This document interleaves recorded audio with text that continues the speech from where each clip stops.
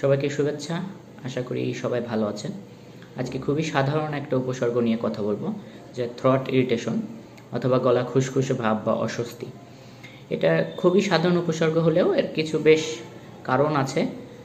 যদি আমরা কারণগুলোর দিকে আজকে তাকাই, তাহলে প্রথমে হতে পারে ভাইরাল ইনফেকশন। কোনো সাধারণ ভাইরাল ইনফেকশনের শুরুতে, সর্দি কাশির শুরুতে এরকম গলা খুসখুসে ভাব হতে পারে। অ্যালার্জিজনিত কারণ, ধুলাবালি বা ধোঁয়া বা ঘরের অ্যালার্জেনের সংস্পর্শে আসলে এরকম গলা খুসখুস ভাব হতে পারে। ঠান্ডা আবহাওয়ায় যদি কেউ বেশি সময় থাকেন তাহলে এরকম হতে পারে, বিশেষ করে রাতে শোয়ার সময় এরকমটা বেশি হয়।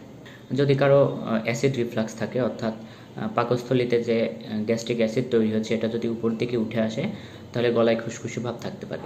যারা দীর্ঘমেয়াদী ধূমপান করেন তাদের মিউকাস গ্ল্যান্ডগুলো উত্তেজিত হয় এবং এই গলা খুসখুস ভাব তৈরি করতে পারে।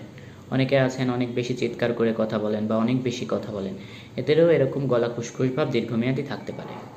আবার অনেক ক্ষেত্রে যারা শ্বাসকষ্টের রোগী দীর্ঘমেয়াদী স্টেরয়েড জাতীয় ইনহেলার ব্যবহার করছেন, কিন্তু ইনহেলার ব্যবহার করার পরে গড়গড়া করে কুলি করছেন না, তাদের ক্ষেত্রেও এরকম গলা খুসখুসে ভাব থেকে যেতে পারে।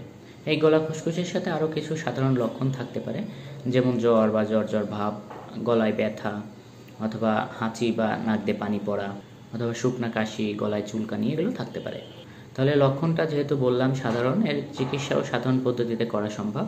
যেমন আপনি একটু কুসুম গরম পানি পান করবেন অথবা পানির সাথে লেবু এবং মধু মিশিয়ে খাবেন। লেবুতে প্রচুর পরিমাণ ভিটামিন সি আছে এবং মধুতে রয়েছে অ্যান্টি ইনফ্লামেটরি গুণাগুণ, যেটা আপনাকে এই খুসখুসে ভাব সারাতে সাহায্য করবে। এবং অবশ্যই ঠান্ডা আবহাওয়ায় না থাকার চেষ্টা করুন। ধূমপান করলে ধূমপান ত্যাগ করার চেষ্টা করুন।